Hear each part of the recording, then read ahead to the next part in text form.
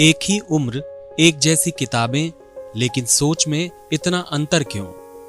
भारत के कई बच्चे बचपन से ही परीक्षा और अंकों की दौड़ में शामिल हो जाते हैं, जबकि दुनिया के कई विकसित देशों में बच्चों को सवाल पूछना, प्रयोग करना और समस्याओं का समाधान ढूंढना सिखाया जाता है। आखिर दोनों शिक्षा पद्धतियों में इतना अंतर क्यों है? भारत की शिक्षा व्यवस्था में लंबे समय तक रटकर याद करने और परीक्षा में अच्छे अंक लाने पर ज्यादा जोर दिया गया।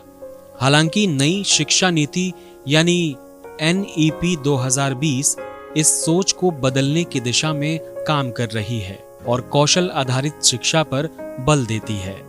लेकिन जमीनी स्तर पर अभी भी कई स्कूल पारंपरिक तरीके से पढ़ा रहे हैं। वहीं फिनलैंड, कनाडा और सिंगापुर जैसे देशों में बच्चों को केवल किताबें याद नहीं कराई जाती, बल्कि उन्हें क्रिटिकल थिंकिंग, रचनात्मकता, टीम वर्क और वास्तविक जीवन की समस्याओं का समाधान सिखाया जाता है।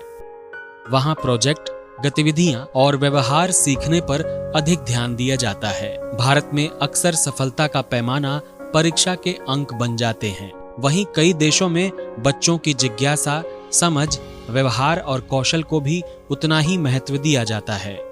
इसका मतलब ये नहीं कि भारत के बच्चे किसी से कम हैं। भारतीय छात्र दुनिया भर में विज्ञान, तकनीक और चिकित्सा जैसे क्षेत्रों में अपनी प्रतिभा साबित कर रहे हैं। चुनौती बच्चों की क्षमता नहीं, बल्कि शिक्षा के तरीकों को और बेहतर बनाने की है। शिक्षा का उद्देश्य केवल नौकरी पाना नहीं, बल्कि ऐसे नागरिक तैयार करना है जो सोच सकें, सवाल पूछ सकें और समाज के लिए बेहतर समाधान खोज सकें। शायद अब समय आ गया है कि हम बच्चों से सिर्फ ये न पूछें कि कितने नंबर आए, बल्कि ये भी पूछें, आज तुमने नया क्या सीखा।